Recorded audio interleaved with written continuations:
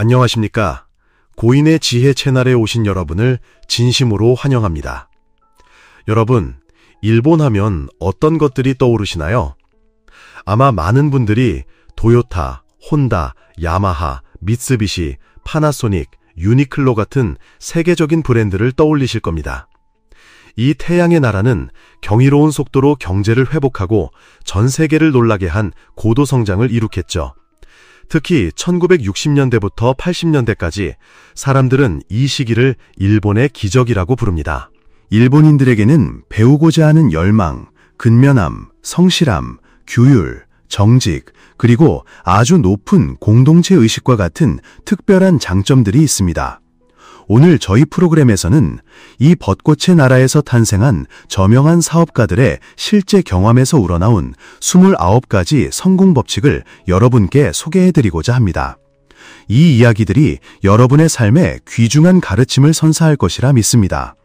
영상 끝까지 함께 해주시면 생각지도 못한 놀라운 지혜를 발견하게 되실 거예요. 그럼 지금부터 그 이야기 속으로 함께 떠나보실까요? 여러분과 여러분의 가정에 늘 좋은 일만 가득하기를 기원합니다. 일본인들의 29가지 성공 비결. 첫 번째 교훈, 영리하게 시작하라. 활기 넘치는 한 상점가에 나란히 자리한 2개의 꽃집이 있었습니다. 두 가게 모두 장사가 아주 잘 되었죠. A 가게는 사업에 대한 열정이 넘치는 젊은 청년 김민준 씨의 가게였습니다. 그리고 바로 옆 B 가게는 이제 연세가 지긋하신 박 사장님께서 운영하고 계셨습니다. 박 사장님은 이제 나이가 들어 더 이상 가게를 운영할 건강이 되지 않는다고 느끼셨죠. 그래서 어느 날 가게를 정리하고 편안한 노후를 보내기로 마음먹었습니다. 박 사장님은 자신의 꽃집을 다른 사람에게 넘기기로 결심하고 단돈 200만 원에 가게를 인수할 사람을 찾는다는 안내문을 붙였습니다. 그러던 어느 날 이 거리를 지나던 민준 씨의 눈에 그 안내문이 들어왔습니다. 와, 이건 정말 엄청난 기회야. 저 가게까지 인수하면 이 상점가 꽃 시장은 완전히 내 차지가 될 텐데. 하지만 안타깝게도 민준 씨에게는 가게를 인수할 200만 원이라는 큰 돈이 없었습니다. 은행 대출을 생각했지만 그 복잡한 절차를 밟는 동안 다른 사람이 먼저 가게를 채갈까봐 걱정이 되었죠. 친구들에게 빌려볼까도 생각했지만 그렇게 짧은 시간에 큰 돈을 모으기란 불가능에 가까웠습니다. 여러 방법을 고민했지만 뾰족한 수가 보이지 않자 민준 씨는 다짐했습니다. 돈이 없다고 여기서 포기할 수는 없어. 어떻게든 방법을 찾아내야 해. 특별한 사업 전략이 필요해. 그는 곰곰이 생각하기 시작했습니다. 가만히 있자. 내가 만약 박 사장님의 가게를 인수하면 누가 이득을 볼까? 가게를 파는 박 사장님, 그리고 더 많은 꽃을 팔게 될 나. 그리고 나에게 꽃을 공급해주는 도매상의 최 사장님도 이득을 보겠구나. 바로 이 순간 민준 씨는 모두가 승리하는 윈윈 전략을 떠올렸고 2단계에 걸쳐 실행에 옮기기 시작했습니다. 첫 번째 단계, 민준 씨는 가장 먼저 꽃 도매상의 최 사장님을 찾아갔습니다. 연초에 민준 씨는 최 사장님과 1년간 2,500만 원 규모의 꽃 공급 계약을 맺은 상태였죠. 그는 최 사장님에게 당당하게 말했습니다. 사장님, 오늘 제가 사장님께 2,500만 원짜리 새로운 계약을 하나 더 안겨드리겠습니다. 최 사장님은 깜짝 놀라며 말했습니다. 아니, 정말인가요? 정말 고마워요, 민준 씨. 하지만 조건이 있습니다. 이 계약을 따내시는 대가로 저에게 50만 원을 투자해 주셔야 합니다. 최 사장님은 잠시 생각에 잠겼습니다. 50만 원을 투자해서 2,500만 원짜리 계약을 새로 맺는다고? 광고비를 쓰는 것보다 훨씬 이득이잖아. 좋아요. 그렇게 하죠. 정말 멋진 협상이었습니다. 두 번째 단계. 최 사장님으로부터 50만 원을 확보한 민준 씨는 그 돈을 들고 박 사장님을 찾아갔습니다. 박 사장님, 안녕하세요. 오늘 제가 사장님께서 1년 안에 25%의 수익을 올리실 수 있는 기가 막힌 아이디어를 가지고 왔습니다. 박 사장님은 눈이 휘둥그레졌습니다. 뭐라고? 1년에 25%? 은행 이자보다 몇 배는 높은데 그게 정말 가능한 이야기인가? 민준 씨는 차분하게 설명했습니다. 사장님의 가게를 저에게 200만 엔에 파십시오.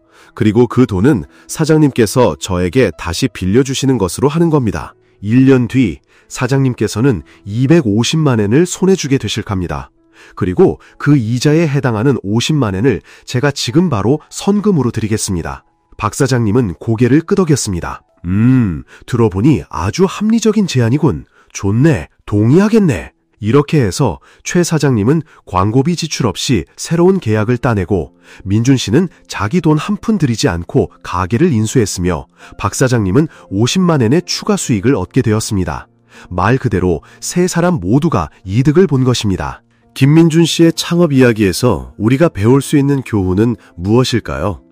사업을 시작할 때 중요한 것은 얼마나 많은 돈을 가지고 있는가가 아니라 어떤 아이디어와 그것을 실현할 영리한 전략을 가지고 있는가라는 점입니다. 민준 씨의 성공 비결은 바로 이것이었습니다. 그는 돈이 없다는 현실을 받아들이고 환경을 탓하지 않았습니다. 대신 모두가 함께 이긴다는 긍정적인 사고방식을 가지고 어떻게 하면 모두에게 이익을 가져다 줄 수 있을까라는 질문을 던졌습니다. 그리고 뛰어난 협상과 설득 기술로 자신의 아이디어를 현실로 만들어냈습니다. 그의 이야기는 우리에게 중요한 메시지를 던져줍니다. 열심히 일하는 것보다 현명하게 일하라. 다른 사람이 갔던 낡은 길을 따라가기보다 더 지혜로운 전략을 찾아내기 위해 생각하라. 두 번째 교훈, 도쿄 최고의 커피 브랜드 아리가또의 500엔 커피 성공 신화. 예로부터 일본은 동서양을 막론하고 온갖 명품 브랜드의 천국으로 불려왔습니다. 시장은 매일 매 시간 변화하고 그에 따라 소비자들의 취향 역시 눈 깜짝할 사이에 바뀌곤 하죠. 좋은 물건을 저렴한 가격에 제공하는 것은 일본 비즈니스에서 흔들리지 않는 진리처럼 여겨집니다. 이는 전 세계 대다수 소비자의 공통된 요구이기도 하고요. 일본의 사업가들은 시장을 중심으로 고객의 심리를 파악하기 위해 모든 방법을 동원합니다. 이를 통해 우리는 일본인들의 비즈니스 비결이 어떻게 서로 긴밀하게 연결되어 있으며 어떻게 고객에게 최고의 품질을 제공할 수 있는지 엿볼 수 있습니다. 대표적인 예가 바로 일본의 자동차와 가전제품 시장입니다. 유럽 국가들보다 늦게 출발했지만 품질은 훨씬 뛰어나고 가격은 훨씬 저렴해서 때로는 이 분야의 선구자였던 여러 나라의 제품들을 시장에서 압도하기까지 했죠. 일본인들의 비즈니스 비결은 바로 완벽한 품질 관리와 독창적인 원가 관리 능력에 있습니다. 하지만 때로는 이러한 진리와 경영의 법칙을 완전히 거스르는 듯한 놀라운 사례들을 마주치기도 합니다. 바로 아리가또 카페의 사장 아키오 씨의 이야기처럼 말이죠. 그는 커피 한 잔에 상상조차 하기 힘든 높은 가격을 매겼습니다. 장사가 잘 되려면 가격을 낮춰 손님을 끌어야 한다는 것이 일반적인 상식이지만 아키오 씨의 생각은 달랐습니다. 도쿄에 널린 게 카페이고 커피 한 잔에 100엔만 해도 비싸다고 여겨지던 시절이었죠.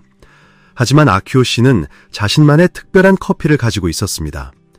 평범한 가격표는 스스로 제품의 가치를 깎아내리는 것이라 생각했기에 그는 커피 한 잔에 무려 500엔이라는 가격을 내걸었습니다. 아키오 씨는 미소를 지었죠. 커피 한 잔에 500엔이라니?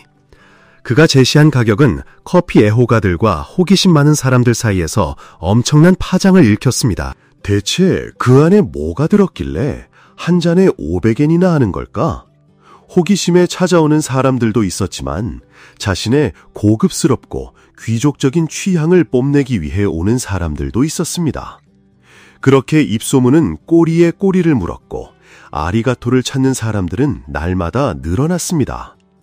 처음에는 500엔짜리 커피가 어떤 맛인지 궁금해서 마셔본 사람들도 그곳에 와보고는 아리가토가 너무 싸게 팔고 있다는 것을 깨닫게 되었습니다.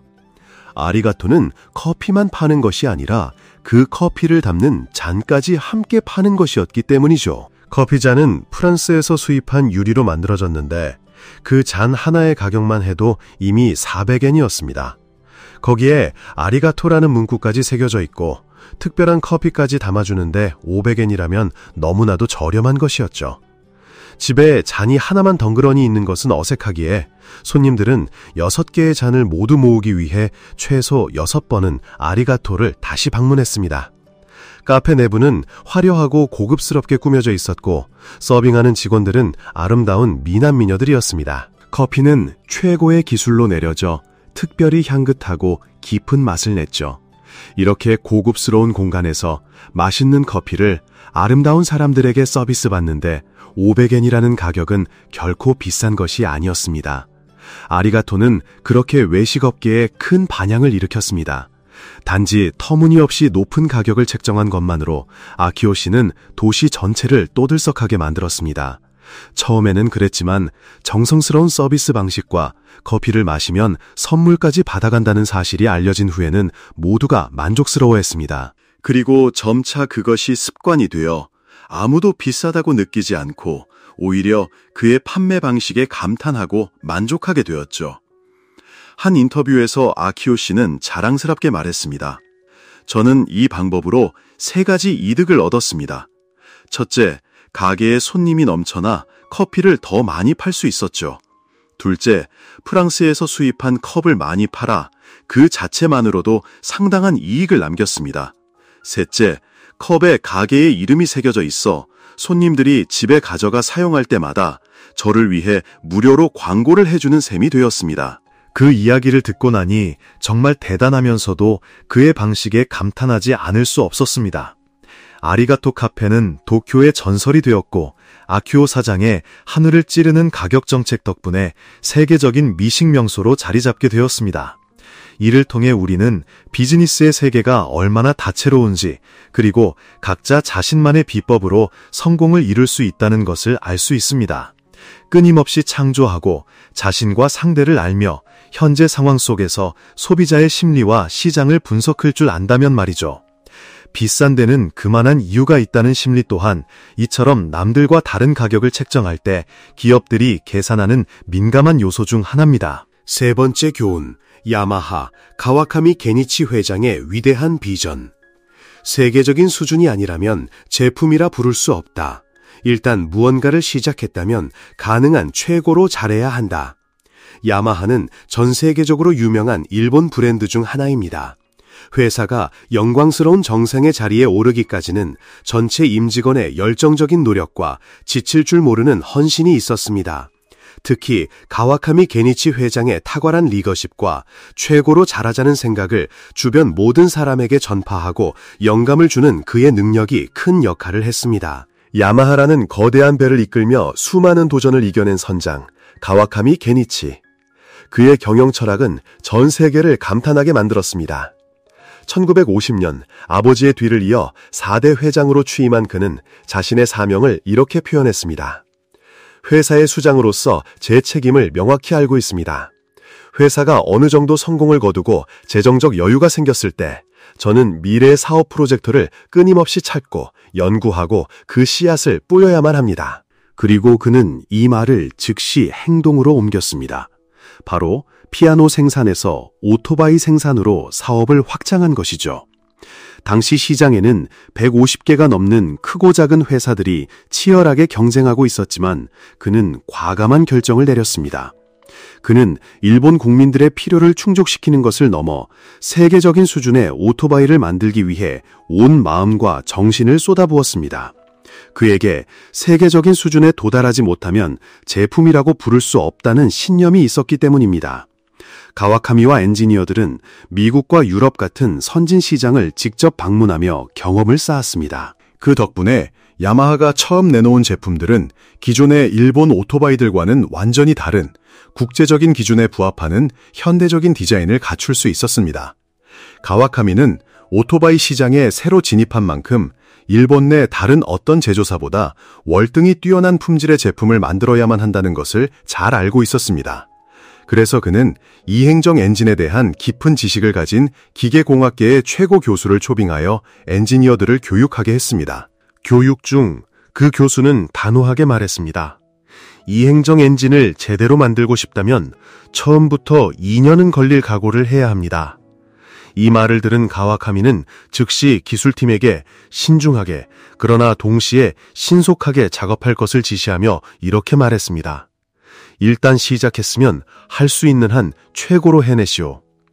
이 한마디에 첫 오토바이 모델인 YA1의 제작 속도는 놀랍도록 빨라졌습니다. 본래 2년이 걸릴 것이라던 작업이 야마하 팀은 단 2개월 만에 끝마쳤습니다. 누구도 믿을 수 없는 결과였죠. 1955년 마침내 첫 번째 야이와이1 시제품이 완성되었습니다. 이후 할 수 있는 한 최고로 해내라는 정신은 국내외의 수많은 레이싱 대회 우승을 통해 더욱 빛을 발했습니다. 야마하는 최고의 제품과 엔진을 만들겠다는 굳은 의지와 끈기로 그 어떤 팀도 이루지 못했던 압도적인 성과를 거두었습니다. 네 번째 교훈, 우사기야 빵집에 최선을 다하는 정신. 도쿄 우에노에 위치한 우사기야라는 작은 빵집이 있습니다. 겨우 2평 남짓한 공간에서 도라야키와 모나카 단 2종류의 빵만을 판매합니다. 하루 판매량도 종류별로 150개로 제한되어 있고 한 사람당 최대 5개까지만 살 수 있습니다. 그런데 놀랍게도 이 작은 가게의 연 매출은 3억엔, 우리 돈으로 무려 수십억 원에 달합니다. 사람들은 이 빵을 맛보기 위해 새벽 4시에서 50부터 줄을 섭니다. 이런 진풍경이 무려 46년 동안이나 이어져 왔지만 누구 하나 불평하지 않습니다. 그만한 시간을 투자할 가치가 있는 맛이기 때문이죠. 겨우 2평짜리 가게에서 파는 단 2종류의 빵이 지난 65년간 사람들의 마음을 강력하게 사로잡아온 것입니다. 일본 유수 기업의 총수들이나 정치인들조차 이 빵을 사기 위해 기꺼이 줄을 섭니다. 가게 주인인 우에노야 아츠코 씨는 수량 제한의 이유를 이렇게 설명했습니다. 한 솥에 팥 3kg을 넣고 조리면 딱 50개의 빵을 만들 수 있습니다. 3kg을 넘어가면 그 맛있는 풍미가 사라져버려요. 팥 3솥을 조리하는데 10시간 반이 걸리니 하루에 150개만 팔 수밖에 없는 거죠. 아츠코 씨는 이 원칙을 굳건히 지키고 있습니다. 바로 손님과 제품을 절대 소홀히 대해서는 안 된다는 아버지의 가르침을 뼛속 깊이 새겼기 때문입니다. 그녀의 아버지는 항상 최고의 제품을 만들 것을 요구했습니다. 이렇게 매일, 매 시간, 한 사람 한 사람이 그리고 하나의 조직이 마음속에 이 신념을 품고 있습니다. 일단 시작했으면 할 수 있는 한 최고로 해내라. 이것이 바로 일본의 정체성이자 그들이 많은 분야에서 성공할 수 있었던 비결입니다. 이는 평생에 걸쳐 배우고 따라야 할 가치가 있는 철학이 아닐 수 없습니다. 5번째 교훈, 남들이 감히 하지 못하는 일을 하라. 닛산 브랜드의 탄생 비화. 닛산의 창업자 아이카와 요시스케의 핵심 신념은 바로 누구도 감히 하지 못하는 일을 한다는 것이었습니다. 이 대담한 사고방식은 닛산의 핵심 가치가 되었죠. 사회적으로 막강한 영향력을 가진 유력 가문의 일원이었던 그는 사실 자신의 경력을 위해 무엇이든 선택할 수 있었습니다. 하지만 대학원 과정 중이던 그는 돌연 기계공이 되기로 결심하고 시바오라 제작소, 현재의 도시바에서 하루 일당으로 단돈 45전을 받으며 일하기 시작합니다. 자신의 신분이나 학력을 전혀 밝히지 않은 채 말이죠. 제조업에 투신하겠다는 그의 굳은 결심은 대학 시절 죽을 고비를 넘겼던 경험에서 비롯되었습니다. 그 경험은 그에게 일에 몰두하며 살아있음을 느끼고 싶다는 강렬한 열망을 심어주었고 마침내 그를 제조업의 길로 이끌었습니다. 생산 현장의 속사정을 샅샅이 꿰뚫고 있었던 그의 지식은 훗날 그의 성공의 결정적인 밑거름이 되었음은 두말할 나위가 없죠. 그는 또한 엄격한 규율과 고된 의무를 바탕으로 한 스파르타식 생활 방식을 고수한 것으로도 많은 이들의 존경을 받았습니다. 평생 짧은 머리 스타일을 유지했던 그의 사진들을 보면 마치 진정한 사무라이를 보는 듯한 느낌마저 줍니다. 그 후 아이카와는 미국으로 건너가 굴드 커플러라는 주철 공장에서 기계공으로 일하며 1년 넘게 선진 기술과 기법을 배웠습니다. 흥미롭게도 그가 미국에서 기술을 배우던 그 해는 바로 제너럴 모터스, GM이 설립된 해이기도 했습니다. 완전히 새로운 분야였던 자동차 산업을 접하게 된 아이카와는 이 산업의 무한한 잠재력을 직감했습니다. 그래서 그는 일본으로 돌아와 여러 회사를 설립하고 인수하기 시작했고 얼마 지나지 않아 사회적으로 유망한 젊은 사업가로 인정받게 됩니다. 아이카와는 자동차 산업의 미래 잠재력을 빠르게 확신했으며 일본이 반드시 뛰어난 자동차를 생산해야 한다고 굳게 믿었습니다. 1930년대 초 아이카와는 때가 무르익었다고 판단하고 1933년 10월 26일 요코하마에 자동차 제조 주식회사를 설립합니다. 그리고 1934년 5월 30일 첫 주주총회에서 이 회사의 이름은 닛산 자동차 주식회사로 변경되었고 이는 닛산 자동차 그룹의 탄생을 알리는 역사적인 순간이었습니다. 1933년 오사카 공장에서 202대에 불과했던 연간 생산량은 요코하마로 공장을 이전한 1934년 900-400대로 급증했습니다. 1935년 70m 길이의 컨베이어 라인이 완성되면서 차체와 프레임의 통합 생산이 시작되자 연간 생산량은 3,800대까지 치솟았고 1936년에는 6,163대, 1937년에는 무려 12,227대를 기록하며 닛산을 아시아 최대의 자동차 제조업체로 우뚝 서게 만들었습니다.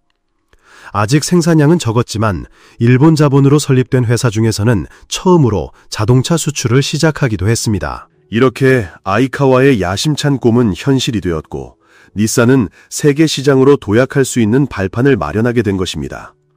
이처럼 명문가에서 태어나 탄탄대로가 보장되어 있었음에도 불구하고 아이카와 요시스케는 기계공이 되어 생산 현장의 최전선에서 직접 기술을 배우는 험난한 길을 선택했습니다.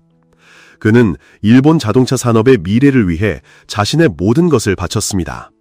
그는 단순히 닛산 자동차의 창업자를 넘어 일본 자동차 산업 역사에 지울 수 없는 중요한 한 페이지를 쓴 위대한 인물로 평가받고 있습니다. 6번째 교훈, 교세라 창업자 이나모리 가주오에게서 배우는 지혜. 그 누구보다 노력하십시오. 그러면 신은 반드시 당신의 성공을 도울 것입니다. 자연의 법칙에 따르면 들에 핀 작은 꽃 한 송이부터 우리 인간에 이르기까지 세상 만물은 생존하고 자신을 키우기 위해 끊임없이 노력합니다. 일본 경영의 신이라 불리는 교세라의 창업주 이나모리 가주오 회장은 그 누구보다 더 노력하고 싶다면 먼저 자신의 일을 진심으로 사랑해야 한다고 말했습니다. 일을 사랑할 때만이 우리는 모든 것을 바쳐 헌신할 수 있고 그것이 바로 더 창의적으로 변하고 끊임없이 생산성을 향상시키는 원동력이 되기 때문입니다. 나는 나름대로 노력하고 있어요 라고 말하는 대신 나는 그 누구보다 더 열심히 노력하고 있습니다 라고 자랑스럽게 선언해야 합니다.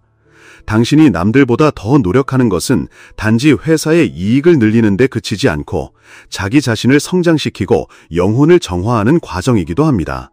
성공의 열쇠는 바로 지금 당신이 하고 있는 일의 현장에 있습니다. 그곳에는 언제나 신이 깃들어 있죠. 문제의 핵심은 현장을 완벽히 파악하고 끈기 있게 제품이 속삭이는 소리에 귀를 기울이는 것입니다. 그러면 반드시 성공할 수 있습니다. 특히 제조업에서는 공정을 소중히 여기고 제품, 장비, 원자재, 도구 하나하나를 꼼꼼히 살피며 모든 것을 객관적이고 정직하게 평가하는 것이 무엇보다 중요합니다. 저희가 만들던 제품은 전자산업에 사용되는 특수 세라믹이었습니다. 산화된 금속 분말을 금형에 넣고 압축한 뒤 고온에서 구워 만드는 방식이었죠. 품질 요구사항은 아주 엄격해서 아주 작은 치수 오차나 미세한 흠집, 변형조차 허용되지 않았습니다. 회사를 막 창업했을 때 시험 삼아 제품을 가마에 놓고 구웠더니 마치 불에 구운 오징어처럼 모조리 휘어져 버렸습니다. 수많은 실험 끝에 저는 마침내 원인을 찾아냈습니다. 압축하는 힘이 달라 위아래의 분말 밀도가 균일하지 않아 제품이 휘어지는 것이었죠. 기술적인 원인은 찾았지만 실제로 이를 조정하는 것은 정말 어려운 일이었습니다. 아무리 고민하고 연구하고 시도해봐도 결과는 같았죠. 결국 저는 가마에 구멍을 뚫어 제품이 어떻게 휘어지고 변형되는지 직접 눈으로 관찰하기로 결심했습니다. 그리고 저는 보았습니다. 온도가 올라가자 제품이 마치 살아있는 생물처럼 펄쩍펄쩍 뛰는 모습을요. 어떻게 구워도 제품들은 저를 놀리듯 계속해서 뛰어다녔습니다. 그 광경을 보고 있자니 저도 모르게 가마 안으로 손을 뻗어 제품을 꽉 눌러서 꼼짝 못하게 만들고 싶다는 강한 충동이 일어났습니다. 물론 수천 도에 달하는 가마 안에 손을 넣을 사람은 없겠죠. 하지만 저도 모르게 제품을 누르려고 손을 뻗으려던 바로 그 순간 제 머릿속에 섬광처럼 해결책이 떠올랐습니다. 그 후 저희는 코디에라이트라는 재질로 만든 무거운 판을 제품 위에 올려놓고 굽기 시작했습니다. 결과는 대성공이었습니다. 더 이상 세라믹은 휘어지지 않았죠. 저는 이 일에 대해 깊이 생각했습니다. 정답은 언제나 현장에 있었던 것입니다. 하지만 정신적으로 정답을 얻기 위해서는 실패를 용납하지 않는 굳은 결의가 필요합니다. 물질적으로는 현장을 세심하게 관찰하고 상황을 이해하며 보고 듣고 철저히 파고들어야 합니다. 그렇게 할 때만이 비로소 제품이 속삭이는 소리를 들을 수 있고 해결책을 찾을 수 있는 것입니다. 어쩌면 제 해결 방식이 과학적이지 않거나 기술자의 사고방식과는 맞지 않는다고 생각할 수도 있습니다. 하지만 깊은 사유와 날카로운 관찰력을 통해 물질과 제품, 생산 도구 속에 숨겨진 생명이 마침내 우리에게 말을 걸어오는 것은 분명한 사실입니다. 이처럼 사람과 사물이 교감하는 순간들을 통해 저희는 완벽한 해결책을 찾아냈고 그 결과 손이 베일 듯 완벽한 제품들을 만들어낼 수 있었습니다. 그러니 노력하고 포기하지 마십시오. 신은 반드시 당신의 성공을 도울 것입니다. 7번째 교훈, 소프트뱅크 손정희 회장의 담대한 도전 정신. 인생은 사소한 일을 하기에는 너무 짧다. 이 위대한 기업가의 성공 비결 중 하나는 바로 담대하게 생각하고 세운 계획을 전심전력으로 실행하는 것입니다. 손정희 회장은 다국적 통신 대기업인 소프트뱅크의 창업자이자 최고 경영자입니다. 1994년 상장 이후 소프트뱅크는 언제나 야심찬 전략과 국내외 기업들을 잇따라 인수하며 일본 최고의 기업 중 하나로 자리매김했습니다. 손정혜 회장의 리더십 아래 소프트뱅크는 스타트업을 위한 1,000억 달러 규모의 투자 펀드인 비전 펀드를 출범시켜 전 세계 기술업계를 물나게 했습니다. 소프트뱅크는 한때 야후의 최대 주주였으며 일본의 초고속 인터넷 보급을 성공적으로 이끌었습니다. 또한 프로야구단인 후쿠오카 소프트뱅크 호크스를 소유하고 있기도 하죠. 이 회사는 점차 시장을 장악해 나갔고 애플의 아이폰을 저렴한 가격에 일본에 도입하는 데 큰 공을 세웠습니다. 오늘날 소프트뱅크의 자회사인 소프트뱅크 모바일은 일본에서 세 번째로 큰 이동통신사가 되었습니다. 소프트뱅크의 손정혜 회장은 범상치 않은 성격의 소유자로 잘 알려져 있습니다. 이 기업가는 장기적인 안목과 아주 강인한 의지를 가진 것으로 평가받습니다. 닷컴 버블 붕괴 당시 그는 무려 700억 달러를 잃으며 가진 것 전부를 날릴 뻔한 경험을 했습니다. 스스로 총자산의 99%가 사라졌다고 인정할 정도였죠. 하지만 손정혜 회장은 다시 처음부터 시작했고 그의 강인한 의지는 실패를 딛고 일어서는 원동력이 되었습니다. 왜냐하면 그는 인생은 사소한 일을 하기에는 너무 짧다는 신념을 늘 가슴에 품고 있었기 때문입니다. 이 대담한 사업가 손정혜 회장은 도널드 트럼프가 미국 대통령으로 당선된 직후 그를 만난 세계 최초의 기업가 중 한 명이었습니다. 손 회장은 미국 경제에 500억 달러를 투자하고 5만 개의 일자리를 창출하겠다고 약속했습니다. 손정혜 회장은 미래에 대한 집착에 가까운 열정을 가진 멀리 내다보는 비전가입니다. 그는 자신의 비전을 바탕으로 소프트뱅크의 300년 계획을 세우기도 했습니다. 이 억만장자는 일본이 안전하고 깨끗한 대체 에너지를 모색하던 시기에 인공지능과 태양광 에너지 사업에도 뛰어들었습니다. 그는 일본 최고의 부자일 뿐만 아니라 포브스에서 일본에서 가장 매력적인 기업가로 선정되었고 블룸버그 비즈니스 위크에서는 세계에서 가장 영향력 있는 인물 10인의 이름을 올리기도 했습니다. 8번째 교훈, 마스시타 고노스케, 파나소닉 그룹의 창립자. 매일 최선을 다하기만 한다면 생각지도 못한 전환점이 반드시 나타날 것이다. 마쓰시타 고노스케는 세계적으로 유명한 억만장자 중 한 명으로 여러 차례 일본 부자 순위 1위에 올랐던 인물입니다. 미국의 타임즈는 일본 재계에서 마쓰시타 고노스케라는 이름은 언제나 마력과도 같다고 논평한 바 있습니다. 이는 그의 탁월한 사업 수완과 깊은 관련이 있습니다. 학교를 그만두고 장사를 배우기 시작한 그는 청소년기에 자신만의 길을 찾기 위해 방랑하며 파란만장한 삶을 시작했습니다. 그는 전설적인 기업 파나소닉을 설립했을 뿐만 아니라 일본 기업에 지대한 영향을 미친 경영 철학을 만들어냈습니다. 그리고 오늘날까지 이어지는 자신만의 거대한 제국을 건설했죠. 그의 경영에 담긴 지혜와 철학은 재계에 찬란한 꽃을 피웠습니다. 그의 품격과 인격 또한 전 세계 많은 사람들에게 귀감이 되었습니다. 지금부터는 그가 인생의 수많은 우여곡절을 겪으며 깨달은 것들에 대해 이야기해 보겠습니다. 역경은 사람을 단련시키기도 하지만 완전히 무너뜨리기도 합니다. 용감한 사람은 역경을 자신을 시험하는 무대로 여기고 가슴속 열정의 불씨를 꺼뜨리지 않으며 이를 악물고 한 걸음 한 걸음 자신의 발자국을 새겨나가죠. 아무리 고통스러워도 꿋꿋이 버텨냅니다. 반면 나약한 사람은 어려움 앞에서 지도만 들여다보며 망설이고 심지어는 불법적인 길에 발을 들여놓기도 합니다. 제가 아주 어렸을 때의 이야기입니다. 저는 친구들과 뛰어노는 대신 힘든 노동을 해야만 했습니다. 매일 일을 시작할 때와 잠자리에 들기 전이면 서러움에 북받쳐 소리내어 울지 않을 수 없었죠.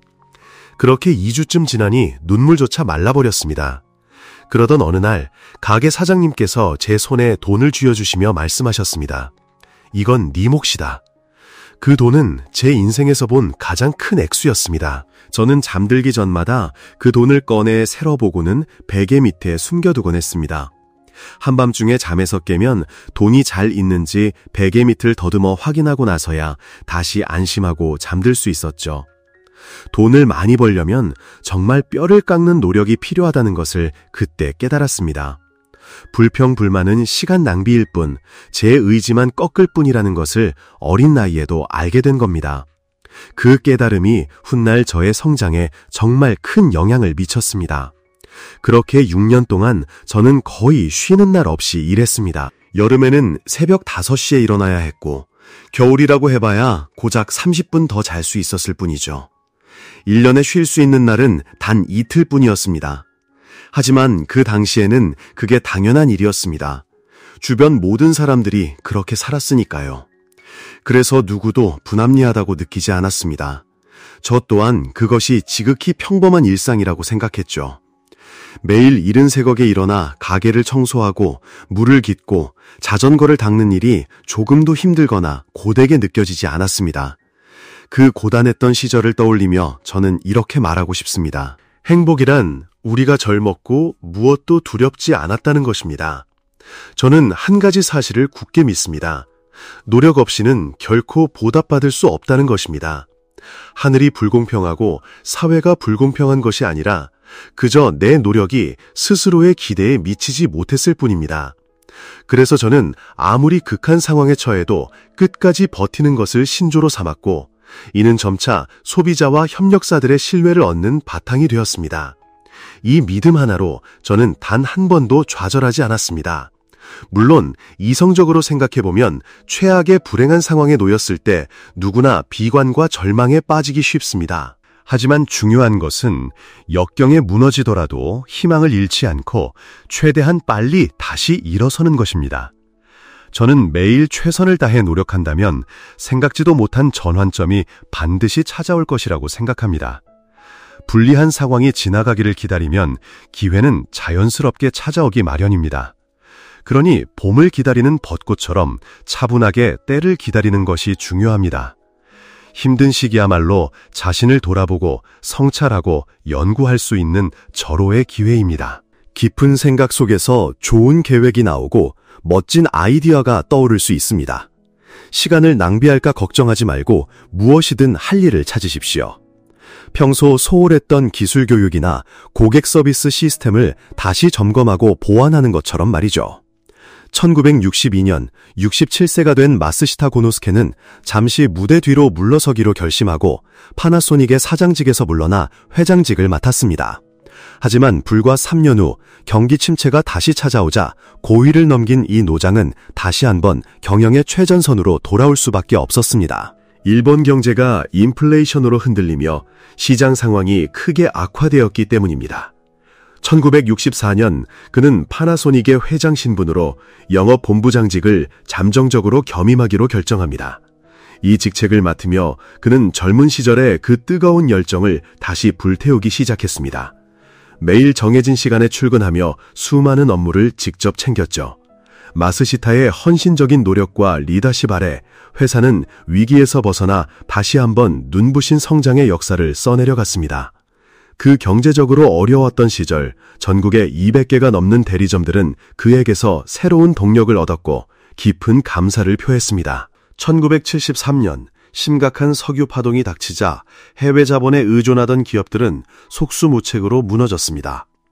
일본 기업계에 전염병처럼 적자가 번져나갔고 파나소닉 역시 다시 한번 위기에 봉착했습니다. 그때 마쓰시타는 침착하게 상황을 분석하고 경영 방향과 전략을 수정했습니다. 회사의 잠재력을 깊이 파고들어 그 유명한 댐 경영 정신을 발휘하여 세계 최고의 전자제품들을 모방하되 그들보다 더 날카롭고 뛰어나게 만드는 전략을 펼쳤습니다. 이 전략은 대성공을 거두었고 그는 수많은 공장을 폐업 위기에서 구해냈습니다. 파나소닉은 또다시 시련을 이겨낸 것입니다. 나아가 그는 과감하게 미국 시장에 진출했고 오늘날 파나소닉이 세계적인 기업으로 우뚝 서는 초석을 다졌습니다. 역경을 딛고 일어선 이야기는 세상에 셀 수 없이 많을 겁니다. 파나소닉이 수많은 위기의 소용돌이에 휘말렸을 때마다 그들은 결코 운명에 굴복하지 않고 오히려 더 크게 성장했죠. 마쓰시타 고노스케는 이렇게 말했습니다. 평생 실패만 하는 사람은 없습니다. 하지만 한 번의 실패로는 부족하죠. 100번을 넘어져도 다시 일어나는 용기야말로 진정한 젊음입니다. 그는 이렇게 회고했습니다. 처음 사업을 시작했을 때 저는 부자가 되거나 큰 기업을 만들겠다는 생각조차 해본 적이 없습니다. 병약했던 제 몸으로는 그런 큰 야망을 품을 수조차 없었죠. 그저 따뜻한 밥 한 끼 맛있게 먹고 싶다는 소박한 소망, 바로 그 작은 소망이 저를 창업으로 이끈 원동력이 되었습니다. 수년이 지나 경험을 통해 깨달은 것은 사업이란 진실로 고객을 최우선으로 여기는 원칙을 굳건히 지켜야 한다는 것이었습니다. 사업은 신뢰를 바탕으로 해야 하며 눈앞의 이익에 흔들려서는 안 됩니다. 이 원칙을 지켜나가자 고객들의 신뢰는 점점 더 두터워졌고 사업은 날마다 순조롭게 풀렸습니다. 부가 쌓이는 것은 당연한 수순이었죠. 저는 점차 사업을 확장하여 오늘날의 기업으로 성장시켰습니다. 그리고 뜻밖에도 일본 여성들을 가사노동에서 해방시키는 데 기여하게 되었죠. 이것은 마치 신선한 공기를 마시고 싶어 잠시 산책을 나섰다가 향기로운 꽃과 아름다운 새소리, 따사로운 햇살이라는 멋진 풍경을 뜻밖의 마주한 것과 같습니다. 인생도 이와 같아서 자신이 무엇을 하고 싶은지, 어떻게 시작해서 어디까지 나아갈지 명확히 결정할 수 있는 사람은 거의 없습니다. 그저 앞길을 끊임없이 탐색해야만 비로소 그 길의 풍경을 제대로 느낄 수 있는 것입니다. 마쓰시타 고노스케는 자신이 생각했던 것보다 훨씬 더 많은 것을 얻었습니다. 자신의 길에 대해 그는 이렇게 덧붙였습니다. 처음에는 제가 세운 회사니 당연히 제 것이라고 생각했습니다. 하지만 저를 믿고 따라주는 직원들이 점점 늘어나면서 저는 그들의 미래에 대한 책임을 져야 한다는 것을 깨닫게 되었습니다. 그들이 없었다면 제 회사는 제대로 돌아가지 않았을 것이고 어쩌면 실패했을지도 모르니까요. 직원들의 삶을 더 나은 방향으로 이끄는 것은 사회에 공헌하는 것과 같습니다. 좋은 제품을 생산하고 새로운 아이디어를 내는 것 또한 사회에 대한 공헌이죠. 제 회사는 사회와 국가를 위해 존재한다고 말할 수 있습니다. 그래서 저는 더욱더 노력하고 또 노력해야만 합니다. 이 운명을 짊어지게 되었을 때 저는 오히려 새로운 에너지를 얻는 듯한 기분이었습니다. 이 과정에서 수돗물 철학이라는 저의 경영 이념이 탄생했습니다. 돈을 버는 것은 자연스러운 일입니다. 구체적으로 말하자면 자신의 임무에 항상 정직하고 성실하게 노력하기만 한다면 돈은 저절로 따라오게 되어 있습니다. 이것이 제가 수년간의 경험을 통해 얻은 깊은 깨달음 중 하나입니다. 여러분이 끊임없이 노력하기만 한다면 어떤 환경에서도 고통에 주저앉거나 쓰러지지 않을 것입니다. 그것이 하늘이 정한 운명이기에 우리는 주어진 운명을 받아들이는 법을 배워야 합니다. 저는 모든 분들이 용기와 배짱, 그리고 최선을 다할 수 있는 젊은 마음을 항상 간직하기를 바랍니다. 그래야만 자기 자신에게, 그리고 인생에게 떳떳할 수 있습니다. 인생길에는 수많은 갈림길이 있습니다. 부디 비관하지도 포기하지도 말고 차분하게 문제를 바라보십시오. 처음의 뜻을 잃지 않는다면 반드시 여명은 밝아올 것입니다. 운명은 노력하는 사람을 결코 배신하지 않습니다. 노력의 의미를 믿으십시오. 한 사람이 자신의 재능을 최대한 발휘하며 명예나 이익에 연연하지 않고 오직 자신의 일에 한 몰두하여 최선을 다하는 것, 그것이야말로 진정한 성공이라고 저는 굳게 믿습니다. 9번째 가르침, 혼다그룹의 창업자 혼다 소이치로. 성공이란 수많은 실패와 반성을 거친 뒤에야 비로소 이룰 수 있는 것입니다. 진짜 파산한 사람은 주머니에 돈 한 푼 없는 사람이 아니라 새로운 꿈이 없는 사람입니다. 70년이 넘는 세월 동안 혼다는 전 세계에 약 430개의 자회사를 둔 거대 기업으로 성장했습니다. 총 가치는 245억 달러에 달하며 주로 오토바이, 자동차 및 전력 제품을 생산합니다. 특히 자동차 분야에서 이 일본 브랜드는 2020년 스태티스타 통계에 따라 전 세계 자동차 제조 분야에서 가장 가치 있는 10대 브랜드 중 하나로 꼽혔습니다. 혼다 소이치로는 1906년 일본 시즈오카현의 작은 마을에서 태어났습니다. 그의 아버지는 대장장이었죠.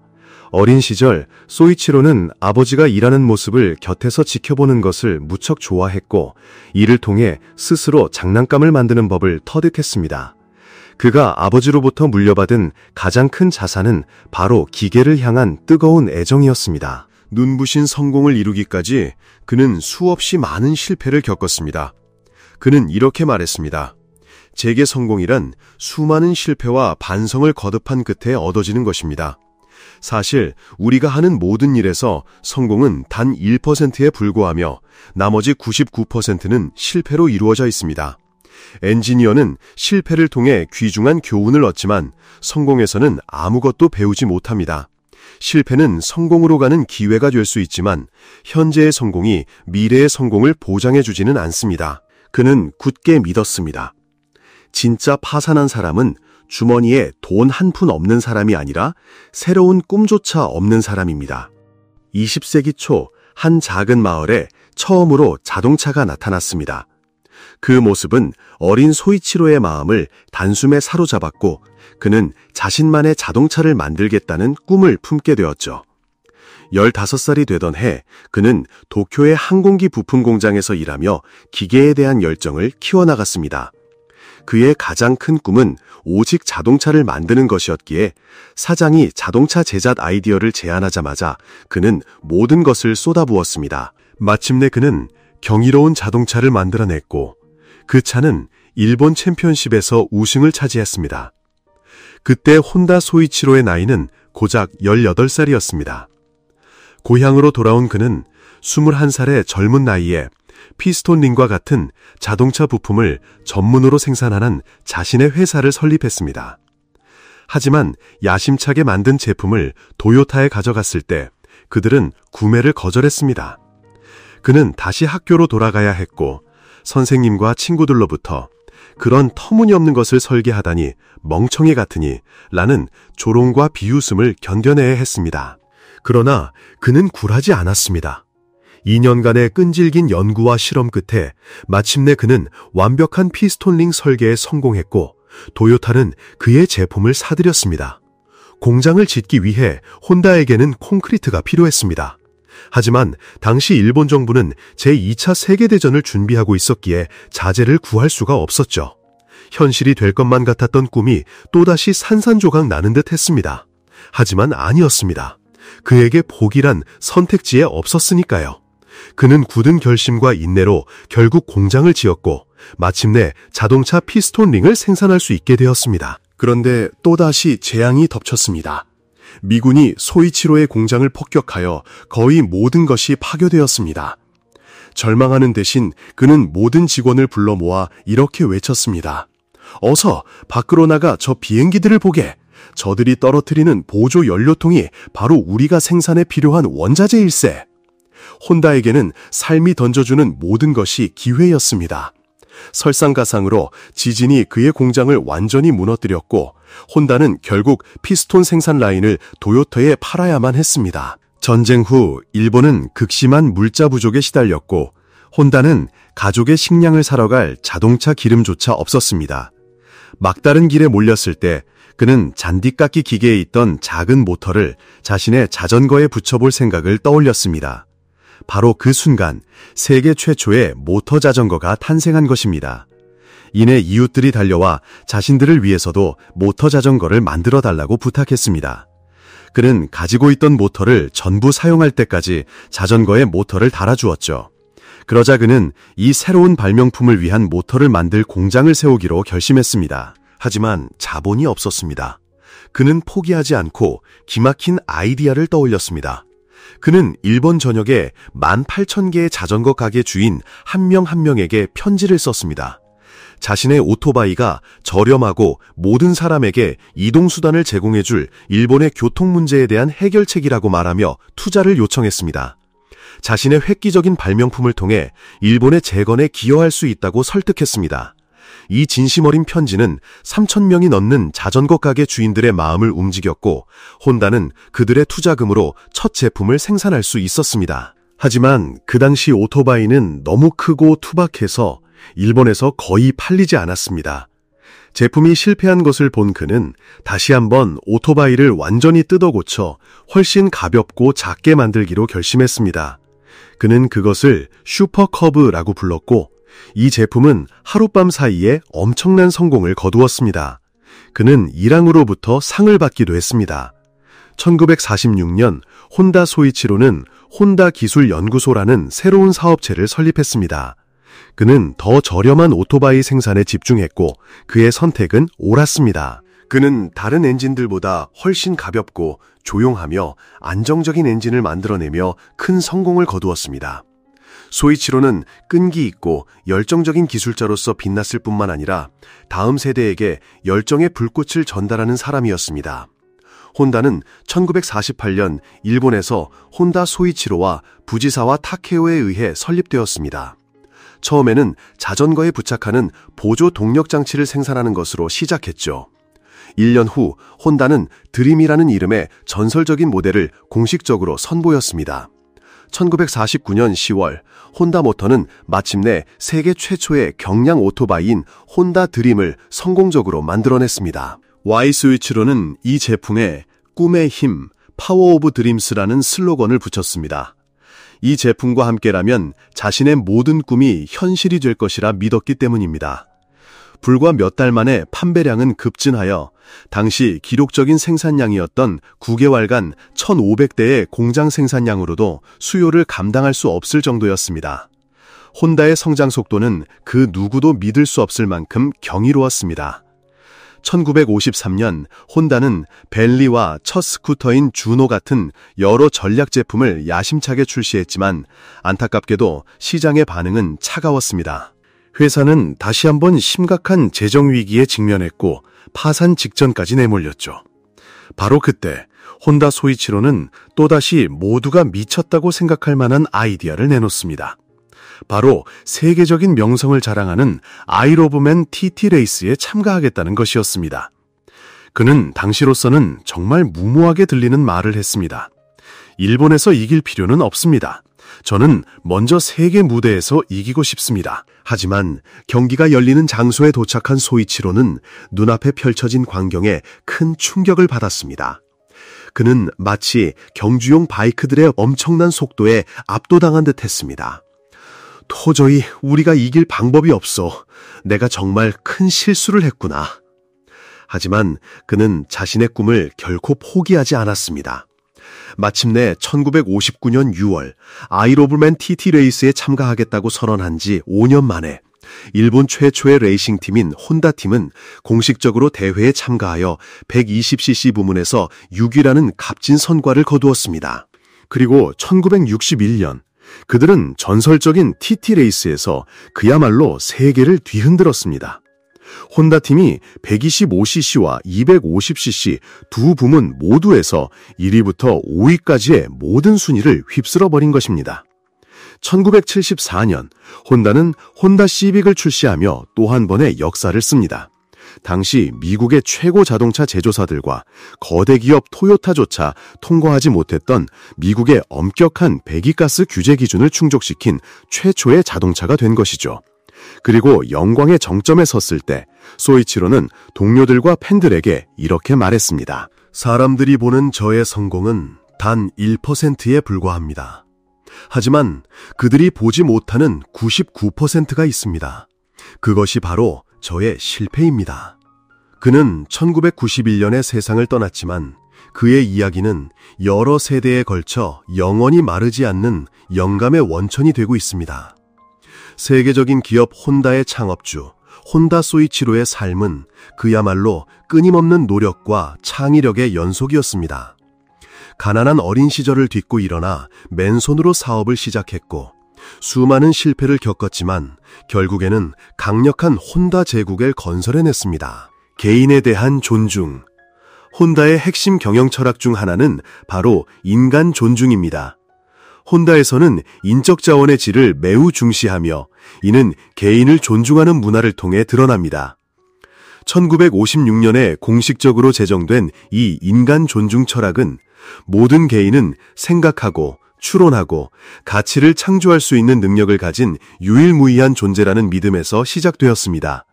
그렇기 때문에 혼다는 각 개인의 고유한 강점을 키우고 발휘할 수 있도록 노력하며 그들이 최고의 기회를 통해 성장하고 기업의 발전에 기여할 수 있도록 돕습니다. 이 철학은 다음 세 가지 요소로 구체화됩니다. 자발성. 모든 개인이 기존의 생각에 얽매이지 않고 창의적으로 생각하며 자신만의 주도적인 생각에 따라 행동하도록 격려합니다. 동시에 자신의 결정이 낳은 결과에 대해서는 스스로 책임져야 한다는 것을 이해시킵니다. 평등. 개인 간의 차이를 인정하고 존중하며 서로를 공평하게 대우합니다. 인종, 성별, 나이, 종교, 국적, 학력, 사회적 또는 경제적 지위가 개인의 기회에 영향을 미치지 않도록 합니다. 신뢰. 혼다의 동료 관계는 상호 신뢰를 바탕으로 합니다. 신뢰는 다른 사람을 기꺼이 돕고 스스로 부족하다고 느낄 때 도움을 받아들이며 지식을 공유하고 자신의 책임을 완수하기 위해 진심으로 노력하는 과정에서 만들어집니다. 이와 더불어 혼다의 경영 방침 역시 인간의 가치를 높이고 끊임없는 학습 정신을 장려하는 방향을 지향합니다. 1. 항상 야망과 젊은 정신으로 전진한다. 2. 이론에 근거하여 새로운 아이디어를 개발하고 시간을 효율적으로 사용한다. 3. 일을 즐기고 항상 편안한 업무 환경을 조성한다. 4. 조화로운 업무 흐름을 위해 끊임없이 노력한다. 5. 연구와 노력의 가치를 존중한다. 혼다의 경영 철학은 단순하지만 사람들의 마음에 깊이 파고듭니다. 왜냐하면 이 원칙들은 인간의 발전에 초점을 맞추고 창의성을 소중히 여기며 학습과 연구 문화를 중요시하기 때문입니다. 모든 직원이 자신의 가치와 추구해야 할 목표를 명확히 이해하니 성공은 그저 시간 문제일 뿐이었습니다. 10번째 교훈, 야나이 타다시, 패스트 리테일링, 유니클로의 모회사 회장. 크게 생각하되 신중하라. 패션계의 거물이 된 그의 이야기. 그는 바로 유니클로의 모회사인 패션 유통기업 패스트 리테일링의 회장 야나이 타다시입니다. 팬데믹의 영향으로 자산이 26억 달러나 감소했음에도 불구하고 그는 2020년 포브스 선정 223억 달러의 자산으로 일본 최고 부자 자리를 굳건히 지켰습니다. 1984년 히로시마의 작은 옷가게에서 시작한 패스트 리테일링은 오늘날 유니클로를 비롯해 프랑스 패션 브랜드 꼼뚜와 데꼬또니에, 프린세스 탐탐, 그리고 미국 의류 브랜드 띠어리 등을 거느린 아시아 최대 의류 유통기업 중 하나가 되었습니다. 야나이 타다시는 스스로를 내향적인 사람이라고 인정했습니다. 저는 사람들과 거의 대화를 나누지 않았습니다. 다른 사람과 굳이 소통해야 할 필요성을 별로 느끼지 못하는 지극히 자연스러운 성격이었죠. 그는 고독을 즐기는 사람이었고 파나소닉의 창업자 마스시타 코노스케나 혼다의 창업자 혼다 소이치로 같은 전설적인 기업가와 지도자들의 전기를 읽는 것을 좋아했습니다. 이것을 평범한 경영 이야기라고 생각하실지 모르겠지만 저에게는 마치 제가 직접 겪는 경험과도 같았습니다. 지금도 가끔 책을 읽다가 잠깐만, 이건 선배들이 겪었던 것과 똑같잖아 라며 저도 모르게 소리칠 때가 있습니다. 야나이 회장이 경력의 전환점이 찾아온 것은 미국과 영국으로 떠난 여행 후였습니다. 저는 미국 문화, 특히 젊은 세대의 문화를 정말 좋아했습니다. 그래서 학생 때부터 미국과 영국을 여러 번 방문했죠. 그곳에서 패션 분야의 기업가들에게 많은 것을 배웠습니다. 당시 저는 빅토리아 시크릿을 소유한 L 브랜드의 레슬리 웩스너라는 기업가가 기록적인 단기간에 1조 엔, 현재 가치로 약 90억 달러를 벌었다는 기사를 읽었습니다. 그는 제가 정말 존경하는 인물이었죠. 영국에서는 한 의류 제조업체가 8년 만에 연 매출을 20억 엔에서 2천억 엔으로 성장시켰다는 사실을 알게 되었습니다. 저는 매 시즌 그들의 옷가게를 방문했습니다. 1980년대 카탈로그를 지금 봐도 전혀 촌스럽다는 생각이 들지 않을 정도였죠. 바로 그때 결심했습니다. 이거다. 내가 일본에서 해야 할 일은 바로 이런 거야. 저는 그들처럼 저만의 사업을 키워 멋진 회사로 만들겠다는 꿈을 꾸게 되었습니다. 일본으로 돌아왔을 때 그가 마주한 현실은 인구 17만 명의 작은 도시에 있는 남성복 가게 하나가 전부였습니다. 이 현실을 보며 그는 30개의 매장에 매출 30억 엔 정도의 회사를 만들 수 있다면 그것만으로도 성공이겠다고 생각했습니다. 고객을 만족시키고 새로운 고객을 창출한다. 이 목표는 단 하나의 매장을 운영하던 그 시절부터 그의 경영 방식에 깊숙이 뿌리내렸습니다. 이 억만장자는 이렇게 설명합니다. 사업은 고객이 있어야만 살아남을 수 있습니다. 따라서 고객은 비즈니스 모델의 핵심이어야 합니다. 이것이 바로 유니클로의 기본 원칙입니다. 사업가는 고객의 필요를 정확히 파악할 줄 알아야 합니다. 저에게 스티브 잡스는 이 분야에서 완벽한 본보기였죠. 고객의 기대를 뛰어넘는 제품을 내놓지 않는 한 고객은 결코 만족하지 않습니다. 사업가는 항상 자신을 개선하고 새롭게 하기 위해 스스로 평가하고 생각하고 행동하며 전략을 세울 줄 알아야 합니다. 가장 냉철한 비평가는 바로 당신의 고객입니다. 그러니 고객의 입장에 서서 당신의 가게를 바라보세요. 과연 매력적인가요? 그리고 가게 안으로 들어가 제품 진열이 눈길을 끄는지, 직원들은 충분히 친절하고 상냥한지 직접 확인해 보세요. 유니클로는 모든 공식 업무를 영어로 진행하도록 규정했습니다. 영어를 잘하는 사람이 드문 일본 같은 나라에서 이는 정말 대담하고 위험한 결정이었습니다. 또한 유니클로는 뉴욕, 상하이, 파리, 싱가포르에 여러 교육센터를 설립하여 세계 시장에 적응할 수 있는 전문 경영진을 양성했습니다. 세상은 지금 눈이 핑핑 돌아갈 정도로 빠른 속도로 변하고 있습니다. 우리가 이야기하는 것은 완전히 새로운 산업혁명입니다. 한때 혁신이라는 단어는 첨단 기술 분야에만 사용되었지만 이제는 아마존, 알리바바, 우버처럼 다른 산업에서도 일어나고 있습니다. 낡은 관습에 묶여있던 의류 산업을 바꿀 때가 바로 지금이며 우리 눈앞에 그 기회가 있습니다. 야나이 타다시는 직원들에게 현재의 틀을 뛰어넘어야 한다고 항상 강조했습니다. 2016년을 기준으로 패스트 리테일링은 11만 명이 넘는 직원을 고용하고 전 세계에 1920개의 유니클로 매장을 운영했으며 그중 1000개는 일본 외 지역에 있었습니다. 특히 중국, 홍콩, 동남아시아에서의 성공적인 사업 덕분에 패스트 리테일링은 전체 매출의 47%를 해외 시장에서 벌어들였습니다. 야나이 회장은 크게 생각하되 신중하라고 말합니다. 많은 사람들이 이 말의 깊은 뜻을 이해하지 못하기 때문이죠. 그는 이렇게 덧붙입니다. 하지만 진정으로 성공한 사업가들은 극도로 신중합니다. 마이크로소프트의 창업자 빌 게이츠가 좋은 예죠. 항상 조심해야 합니다. 대담함이 좋은 결과를 가져다주는 경우는 드뭅니다. 집중해야만 하죠. 또 다른 한 가지는 당신 내면에서 위대한 일을 하고자 하는 열망을 찾아내는 것입니다. 저는 이것을 기업가 정신이라고 부르고 싶습니다. 우리 회사의 모토는 옷을 바꾸고 상식을 바꾸고 세상을 바꾼다입니다. 야나이 회장의 철학은 자칫 오해받기 쉽습니다. 세상을 바꾸려는 그의 야망은 적어도 사람들이 옷을 입는 방식을 바꾸는 것에서부터 시작됩니다.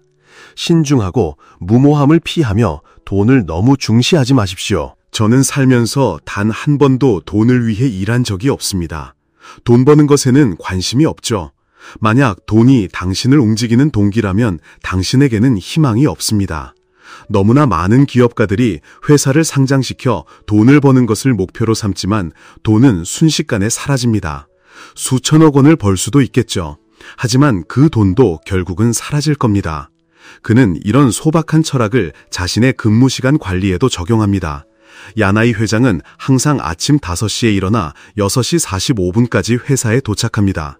그가 하루 중 가장 좋아하는 시간은 그 어떤 전화도 방문객도 없는 6시 30분부터 7시 30분까지의 시간입니다. 그는 이 귀중한 시간을 그날 일어날 일들에 대해 생각하는 데 사용합니다. 리더의 일은 힘든 노동이 아니라 생각하는 것입니다. 리더는 회사를 직원들이 스스로 중요하다고 느끼고 헌신할 가치가 있는 곳으로 만드는 방법을 생각해내는 사람이어야 합니다. 아마 소프트뱅크의 손정혜 회장도 같은 방식으로 일하고 있을 겁니다. 제 생각에 매일 24시간 일하는 것처럼 보이지만 야나이 회장은 오후 서너 시면 사무실을 떠납니다. 심지어 미래에는 더 일찍 퇴근할 계획까지 세우고 있다고 합니다. 11번째 교훈, 고객의 이익이 최우선이다. 일본 기업들의 한 가지 흥미로운 점은 바로 편리함이라는 두 글자입니다. 언제 어디서든 당신이 원하는 상품을 찾을 수 있죠. 돈이 부족하더라도 할부로 구매할 수 있고 외출하기 번거로우면 집까지 배달해 줍니다. 가전제품이나 전자기기 사용법을 모른다면 전화 한 통이면 직원이 직접 집으로 찾아와 친절하게 설명해 줍니다. 왜 그럴까요? 일본 기업가들의 눈에 고객은 왕이기 때문입니다. 서비스라는 개념은 단순히 고객에게 편리함을 제공하는 것을 넘어 고객에게 편안함을 주는 것을 의미합니다. 그 편안함이란 올바른 응대 태도, 고객의 불만이나 민원을 합리적이고 공정하며 신속하게 그리고 기꺼이 처리하는 것에서 드러납니다. 일본 기업가들의 모든 거래는 허리를 숙여 인사하는 것으로 마무리됩니다. 일본 기업들 사이에서 유명한 속담이 하나 있습니다. 벼는 익을수록 고개를 숙인다. 이는 성공하고 땅에 발을 딛기 위해서는 감사할 줄 알고 존중을 표해야 한다는 의미로 해석됩니다. 와이즈, thoughtful, engaging 일본의 기업가들은 항상 판매자가 구매자의 입장에 서서 고객의 바람을 이해하고 고객의 이익을 먼저 생각해야 한다고 믿습니다. 미소, 그렇죠? 제가 그 비밀을 알려드리겠습니다. 지퍼회사 YKK의 창업자 요시다 타다히로는 이렇게 말했습니다. 고객의 이익을 생각하지 않으면 기업은 번창할 수 없습니다. 이익을 얻고 싶다면 먼저 다른 사람에게 선의의 씨앗을 뿌려야 합니다. 그 선함이 나중에 우리에게 보답으로 돌아올 것입니다. 모든 것을 고객을 위해 생각한다는 원칙 아래 혼다 자동차는 폐업의 위험을 무릅쓰고 과감한 결정을 내렸습니다. 모든 자동차 회사 중에서 혼다는 2000년식 시빅 모델에 존재하는 결함을 미국 정부에 최초로 자진 신고한 회사였습니다. 이 사례에서 볼 수 있듯이 파산의 위기 앞에서도 사용자를 위해 제품을 만들고 그들의 생명을 보호한다는 목표를 위해 혼다는 용감하게 결함을 신고하고 수리하는 길을 택했습니다. 12번째 교훈, 모든 일에 전심전력을 다하라. 일본인들은 어떤 일을 하든 주어진 일에 온 마음과 온 힘을 다하며 일에 대한 개인의 책임을 매우 중요하게 생각합니다. 이는 수많은 일본 기업의 경영 방침이기도 하며 어떤 회사들은 이를 사규에 명시해 놓기까지 합니다. 13번째 교훈, 신용을 첫째로 두어라. 유교의 5가지 덕목인 인, 의, 예, 지, 신 중에서 일본인들이 가장 으뜸으로 여기는 것은 바로 신, 즉 신용입니다. 그들에게 사업상의 신용과 사회활동에서의 믿음은 무엇과도 바꿀 수 없는 가치이죠. 이 신용이야말로 태양의 나라 일본인들의 가장 빛나는 특징이라고 할 수 있습니다. 그들은 어떤 일을 하든 그것이 크든 작든 중요하든 중요하지 않든 상대방과의 약속과 원칙을 철저히 지킵니다. 바로 이 원칙이 일본인들에게 엄청난 성공을 가져다준 원동력이었습니다. 이러한 신용은 아주 사소한 부분에서부터 드러납니다. 혹시 오사카에 가보신 적이 있다면 주인 없는 작은 가게들을 쉽게 발견하실 수 있을 겁니다. 손님들은 그저 마음에 드는 물건을 고르고 정해진 가격만큼 돈통에 스스로 돈을 넣고 가면 그만입니다. 홋카이도나 삿포로, 오사카 같은 일부 지역에서는 대부분의 상점에서 쇼핑할 때 가방을 맡길 필요조차 없습니다. 업무에 있어서도 모든 것이 실수를 방지하기 위해 꼼꼼하게 검토되고 관리되지만 정직함을 감시하는 시스템은 찾아보기 힘듭니다. 일본인들은 서로를 깊이 신뢰하기 때문이죠. 이처럼 국민들의 정직함과 자율성에 대한 믿음이 하루아침에 생긴 것은 아닙니다. 어릴 때부터 시작된 교육을 통해 오랜 시간 훈련되고 마침내 그것이 일본인 대다수의 몸에 밴 성품이 된 것입니다. 식품회사에 칼과 접시를 납품하는 후시타라는 회사의 이야기는 일본인들의 신용을 보여주는 아주 대표적인 사례입니다. 계약에 따르면 후시타는 9월 3일까지 미국의 시카고에 있는 한 식품회사에 300만 개의 칼과 접시를 납품해야 했습니다. 하지만 예상치 못한 설비 문제로 인해 납품일 바로 전날인 8월 30일에야 겨우 모든 물량을 생산할 수 있었습니다. 원래 계약대로 배를 통해 운송한다면 한 달이나 걸려 약속을 어기게 될 상황이었죠. 그렇다고 비행기로 운송하자니 회사의 이익에 막대한 타격이 불가피했습니다. 깊은 고민 끝에 후시타는 보잉 707기 한 대를 통째로 빌려 시카고까지 모든 물량을 운송하기로 결정했습니다. 배 운송비보다 수백 배에 달하는 엄청난 비용 때문에 회사의 이익은 심각하게 줄어들었지만 그들은 눈앞의 이익보다 신용을 지키는 길을 택했습니다. 이 사실을 알게 된 미국 식품회사는 엄청난 감동과 함께 깊은 존경심을 표했습니다. 그리고 그 후 몇 년간 후시타의 가장 충실한 고객이 되어 주었으며 주문량은 처음보다 2배, 3배로 늘어났습니다. 이처럼 자신의 책임을 솔직하게 인정하고 회사의 이익보다 신용을 앞세우는 것이 바로 일본인들의 사업 비결입니다. 이를 통해 그들은 고객의 굳건한 믿음과 신뢰를 얻는 것이죠. 또한 실수를 만회하기 위해 최선을 다하고 오랜 기간 동안 한결같은 품질을 유지하는 것, 이것이 바로 일본 기업들이 고객의 마음을 사로잡는 방법입니다. 그리고 그 믿음을 바탕으로 어떤 위기가 닥쳐와도 흔들리지 않는 지속 가능한 성장을 이룰 수 있었던 것입니다. 14번째 지혜, 만남에서 명함을 소중히 여겨라. 대화를 시작하기 위한 첫 번째 단계는 바로 서로 명함을 교환하는 것입니다. 일본의 비즈니스 예절에서는 이를 메이시 코우칸, 명함 교환이라고 부릅니다. 명함을 받을 때 일본의 사업가들은 두 손으로 공손히 받아들고 그 내용을 꼼꼼히 읽어봅니다. 한번 쭉 훑어본 후에는 명함을 책상 위에 놓인 명함 지갑에 소중히 보관합니다. 절대로 명함을 주머니에 함부로 넣지 않는데 이는 상대방에 대한 무례함으로 여겨지기 때문입니다. 명함을 교환하는 행위는 상대방에 대한 존중을 표현하는 하나의 방식입니다. 그것은 오늘 이 만남이 얼마나 가치 있는지를 보여주는 신호이며 그렇게 보여준 존중은 미래에 분명 더 큰 가치로 당신에게 돌아올 것입니다. 15번째 지혜, 선배들에게서 배워라. 일본인들은 회의에서 자신의 의견이나 기획을 가장 높은 직급의 사람에게 직접 설명하고 의견을 구하는 경우가 많습니다. 그들에게 있어 이는 선배들의 지혜와 경험을 전수받는 소중한 과정입니다. 행동 방식도 마찬가지입니다. 그들은 선배나 연장자 또는 경력이 오래된 사람에게는 허리를 더 깊이 숙여 인사합니다. 일본 문화에서 선배들의 존재는 매우 중요합니다. 그들이 가진 지식과 경험, 그리고 회사에 기여해온 세월을 깊이 존중하기 때문입니다. 설령 당신과 같은 직급에 서 있다 하더라도 당신보다 나이가 많은 사람은 항상 더 중요한 존재로 대우받습니다. 16번째 지혜, 자신만의 슬로건을 세워라. 일본인들의 독특한 업무 스타일에는 직원들의 효율성을 높이기 위해 구호를 외치는 문화가 있습니다.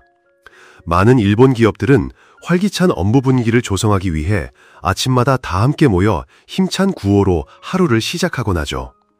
매일 아침 전 직원이 줄을 맞춰 회사의 구호를 외치는 모습은 정말 인상적입니다. 이는 단순히 목소리를 높이는 행위가 아니라 직원 각자에게 영감을 주고 일에 대한 동기와 뜨거운 열정을 불어넣는 그들만의 특별한 의식입니다. 이러한 활동을 통해 회사의 목표는 모든 직원의 마음속에 다시 한번 굳건히 자리 잡게 됩니다. 겉보기에는 마치 종교적인 의식처럼 보일 수도 있지만 사실 이는 일본 직장인들의 정신을 일깨우는 강력한 격려의 메시지인 셈이죠. 이러한 문화를 통해 일본인들이 어떻게 최고의 업무 효율을 달성하는지 엿볼 수 있습니다. 매일 아침의 짧은 모임, 회사의 장기적인 전략과 목표를 되새기는 그 한마디 한마디가 직원 개개인에게는 확신을 심어주고 매일 수행해야 할 의무와 사명을 다시금 상기시키는 중요한 역할을 하는 것입니다. 17번째 교훈, 언제나 진지한 태도를 유지하라. 어떤 상황에서든 진지한 표정을 잃지 않는 것, 이것이 바로 일본 직장인들의 얼굴에서 늘 찾아볼 수 있는 특징입니다. 특별히 즐거워해야 할 행사를 제외하고는 일본의 직장인들은 자신의 얼굴에 장난기나 가벼운 감정을 드러내는 법이 거의 없습니다. 그들은 자신의 감정을 억누르고 대신 진지함이 묻어나는 표정을 유지하는 것을 중요한 업무 태도로 여깁니다. 특히 회의 시간에는 그 진지함이 더욱 돋보이지요. 모두가 조용하고 신중하게 자신의 의견을 이야기합니다. 18번째 교훈, 관계를 항상 소중히 여겨라.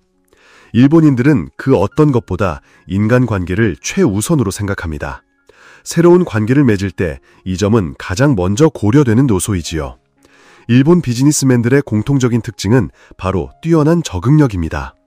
계약 협상과 같이 극도로 긴장되고 중요한 상황에서든 동료와의 평범한 대화에서든 그들의 적응력은 빛을 발합니다. 특히 그들의 뛰어난 화술은 그들을 더욱 특별하게 만듭니다. 듣는 사람을 편안하게 만들고 호감을 느끼게 하는 그들의 대화 방식 덕분에 중요한 계약을 성공적으로 이끌어낼 확률도 매우 높지요. 사회적으로 지위가 높은 사람들과 교류하며 새로운 사업 기회를 모색하는 것 또한 그들이 매우 중요하게 생각하는 부분입니다. 일본인들은 한 번 맺은 계약에 대해서는 끝까지 충성을 다해야 한다는 의무감을 느낍니다. 심지어 계약이 모두 완료된 후에도 파트너에 대한 존중을 잃지 않지요. 진정으로 뛰어난 사업가는 어디에서나 사람과 사람을 잇는 다리를 놓을 줄 아는 사람입니다. 이를 통해 당신의 가치 또한 자연스럽게 높아지는 것이지요. 친구에게 더 큰 케이크 조각을 양보하거나 식당에서 가장 좋은 자리를 내어주고 단체 사진을 찍을 때 손님을 가장 중앙에 세우는 것과 같은 작은 배려들은 해가 뜨는 나라 일본의 일상적인 모습입니다. 일본의 전통 가옥에는 토코노마라는 공간 앞쪽에 손님을 위한 특별석이 마련되어 있는데 이는 주인이 아끼는 서예 작품이나 꽃, 도자기를 배경으로 손님이 가장 돋보이게 하려는 깊은 배려가 담겨 있습니다. 이처럼 일본인들은 삶 속에서 관계를 더욱 돈독히 하기 위한 다양한 방법을 실천하고 있습니다. 19번째 교훈, 삶에 감사하라. 인간은 결코 혼자서 살아갈 수 없는 존재입니다. 우리는 공기, 물, 음식, 그리고 가족, 동료, 나아가 사회 전체 덕분에 살아갑니다. 우리를 둘러싼 모든 것들 덕분에 우리의 삶이 유지되는 것이지요. 그렇기에 우리는 살아있다는 사실 자체에 깊이 감사해야 합니다. 삶에 감사하는 법을 배우는 순간 우리의 영혼은 더 없는 평온과 안정을 찾게 될 것입니다. 당신이 주변 사람들에게, 가족과 친구들에게 미소를 지으며 감사합니다 라고 말한다면 그들도 분명 당신에게 환한 미소로 화답할 것입니다. 감사의 말 한마디는 당신의 영혼을 맑게 정화할 뿐만 아니라 주변 사람들까지 즐겁게 만들어 행복한 분위기를 만들어냅니다. 반대로 자신의 삶에 늘 불만만 가득한 사람은 스스로의 마음을 불안정하게 만들 뿐만 아니라 주변 사람들까지 불편하게 만듭니다. 20번째 교훈, 선행을 베풀고 끊임없이 남을 도우라. 이 세상에는 반드시 인과응보의 법칙이 존재합니다. 덕을 쌓으면 쌓을수록 복이 커지는 법이지요. 좋은 생각을 하고 옳은 일을 하는 것은 우리의 마음을 맑게 하는데 아주 중요한 역할을 합니다. 옛 어른들이 항상 말씀하셨듯이 남을 돕는 것이 곧 자신을 돕는 것이다 라는 말을 기억해야 합니다. 다른 사람에게 친절하고 정직하며 진실되고 겸손하게 대하는 것. 듣기에는 참 간단하지만 이것이야말로 인간이 갖춰야 할 가장 기본적인 덕목입니다. 그리고 이것이 바로 당신의 삶을 더욱 아름답게 가꾸어 나가는 길이 될 것입니다. 21번째 교훈, 과거에 얽매이지 마라. 누구나 인생에서 실패와 실수를 마주하게 됩니다. 그것이 바로 우리가 매일 성장하는 방식이니까요. 하지만 중요한 것은 미래에 같은 실수를 반복하지 않기 위해 그 넘어짐에 대해 깊이 성찰하는 것입니다. 그렇다고 해서 가슴 아픈 자책감이나 후회에 너무 깊이 빠져들지는 마세요. 그런 감정은 당신의 정신적, 육체적 건강에 나쁜 영향을 미칠 수 있습니다. 자신의 행동에서 교훈을 얻었다면 이제 훌훌 털고 일어나 새로운 도전을 향해 나아갈 때입니다. 예를 들어 사업이 어려워져 파산할까 걱정하며 여기저기 돈을 빌리러 뛰어다닌다고 상상해보세요. 하지만 그 걱정이 마음에 무거운 짐이 되어 당신을 지치게 만들어서는 안 됩니다. 최선을 다했음에도 불구하고 결국 파산하고 빚더미에 앉게 되더라도 그 실패가 당신 자신을 괴롭히도록 내버려 두지 마세요. 인생은 변화무쌍하고 어려움은 그저 한순간일 뿐입니다. 눈앞의 시련 때문에 당신을 기다리는 아름다운 미래를 놓치지 마세요. 22번째 가르침, 일본의 시간 약속. 일찍 오지 않으면 늦은 것이다. 일본인들에게 정시라는 개념은 약속 시간보다 5분에서 15분 먼저 도착하는 것을 의미합니다. 이것은 상대방에게 신뢰를 쌓는 그들만의 방식이죠. 일본인과의 약속에서는 시간에 대한 철저한 계획이 필수적입니다. 만약 불행히도 늦게 될 것 같다면 상대방이 시간을 낭비하지 않고 다른 일을 볼 수 있도록 반드시 미리 알려주어야 합니다. 23번째 가르침, 선물을 할 때의 세심함. 선물은 일본 문화에서 매우 중요한 부분이며 오미야게라고 불리는 기념품 문화가 있습니다. 일본에서는 만약 당신이 여행을 다녀왔다면 사무실 동료들 각자에게 작지만 정성스러운 기념품, 예를 들어 간식거리를 선물하는 것을 기대합니다. 또한 가까운 친구나 가족에게도 선물을 하곤 하죠. 이 생각의 바탕에는 일본인의 공동체 정신이 깔려 있습니다. 기본적으로 멀리 떠나 있을 때도 당신을 생각하고 있었습니다 라는 따뜻한 마음이 담겨 있는 것이죠. 24번째 가르침, 건강을 소중히 여기는 마음. 일본인들은 자신의 몸에 귀 기울이는 것을 매우 중요하게 생각합니다. 이는 어릴 때부터 형성된 정기적인 건강검진과 건강에 대한 관심 습관을 통해 잘 드러납니다. 이를 통해 그들은 질병이 있다면 조기에 발견하고 관리할 뿐만 아니라 전문가와 의사를 통해 자신의 몸이 무엇을 필요로 하는지에 대한 정보를 항상 충분히 얻습니다. 그리고 가장 정확하고 적합한 방법으로 자신의 몸을 돌보죠. 일본인의 건강 비결 중 하나는 바로 균형 잡힌 신체 발달을 돕고 각종 위험한 질병을 예방하며 수명을 늘리는 과학적인 식단입니다. 그들의 과학적인 식단은 각종 채소, 녹색 채소, 과일, 콩, 생선, 브로콜리, 숙주, 양배추 등 영양가가 높은 다양한 음식으로 구성됩니다. 비타민과 미네랄을 보충하기 위해 일본인들의 식탁에는 김과 같은 해조류가 빠지지 않습니다. 일본인의 식사량은 보통 적은 편입니다. 어릴 때부터 천천히 그리고 오래 씹는 습관을 배우죠. 음식을 접시에 가득 채우지 않고 한 입 크기로 먹으며 각 음식은 별도의 그릇에 정갈하고 아름답게 담아냅니다. 일본인들은 아침 식사를 하루 중 가장 중요한 식사로 여기기 때문에 가장 정석적인 식단은 늘 아침에 차려집니다. 또한 일본인들은 뜨거운 물로 목욕하는 것을 즐기는데 이는 스트레스 해소뿐만 아니라 근육 이완과 혈액순환 개선에도 도움을 주기 때문입니다. 일본인들에게 규칙적인 온수 목욕은 깨끗한 피부와 소화 개선을 가져다 줍니다. 운동 역시 일본에서 매우 보편적인 문화입니다. 일본인들은 훌륭한 건강과 체력을 자랑합니다.